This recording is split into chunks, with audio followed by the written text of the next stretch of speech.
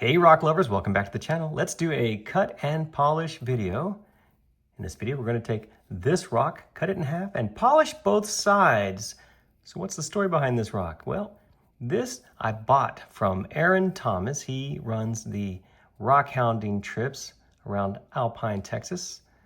I did not get a chance to get out there and hunt with him this spring. So in order to get my fix, I ordered a box of rocks from him, and included was this one.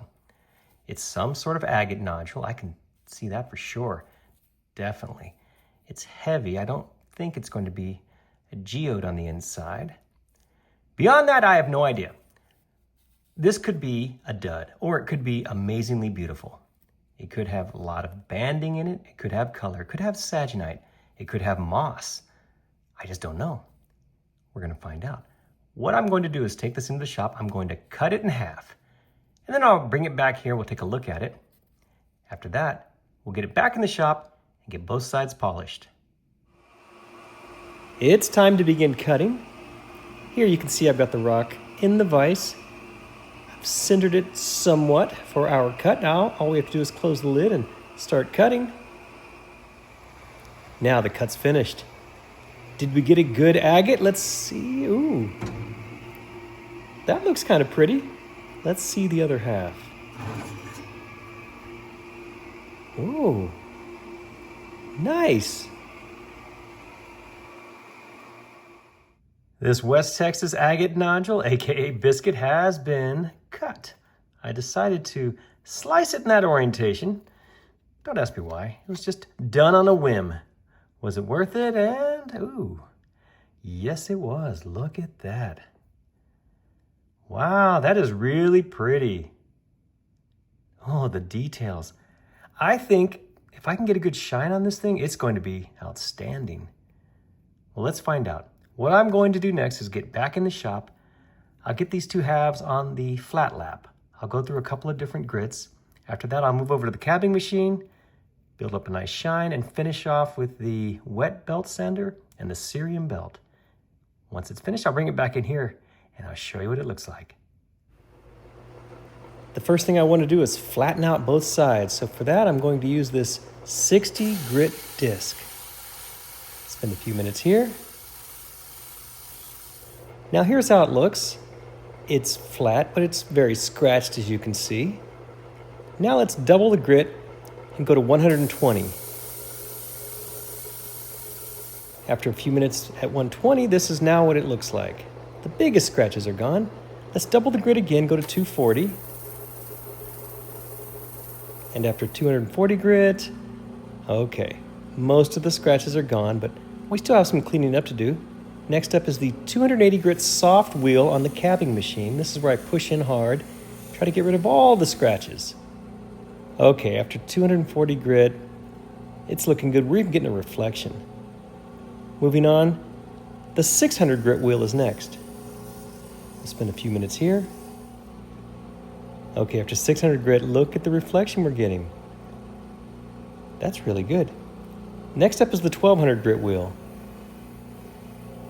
And after 1200 grit, wow, looking really good. Let's move on. Next up is the 3000 grit. Here's how it looks after the 3000 grit. Wow, that's sharp. I could stop there, but let's see what we can do on this wet belt sander and the cerium belt.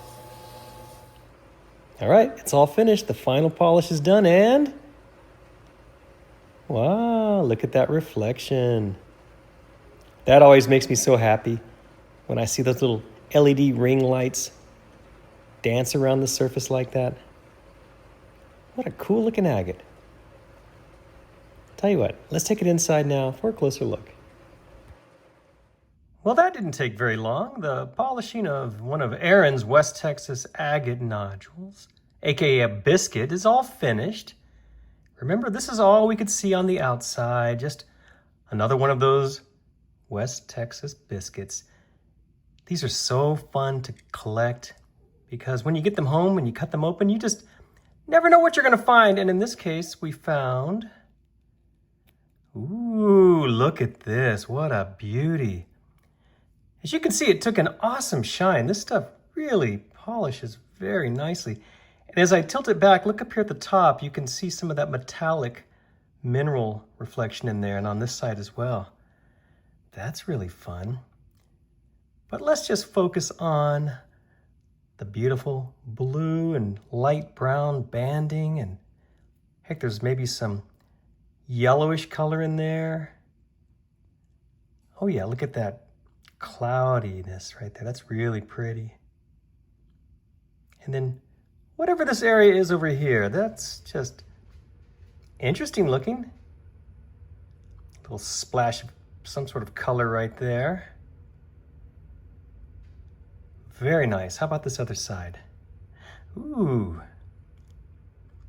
So the question is, which side do you like better? This one seems to have more stuff going on. Look at that in there. How pretty. I really like it along the edge. It seems like the edge is the place to be when you're an agate. All the good stuff seems to occur at the edge. Wow. Like I said, this took a great shine. One of the better shines I've actually accomplished. To be honest, I did spend a little more time on this one because I've been unhappy with some of my previous videos and the polishes I got. So I probably spent another, I don't know, 30 minutes on this one longer than I normally would have, but that's just to try to get rid of all those little scratches. And for the most part, I got rid of most of them anyway.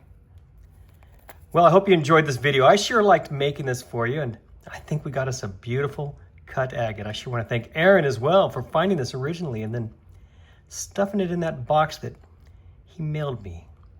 I hope to get back out there soon and find some more of these on my own. Maybe I'll get lucky and find one like this.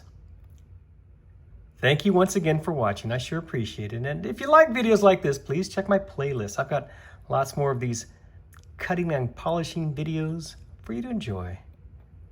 Thanks again for watching.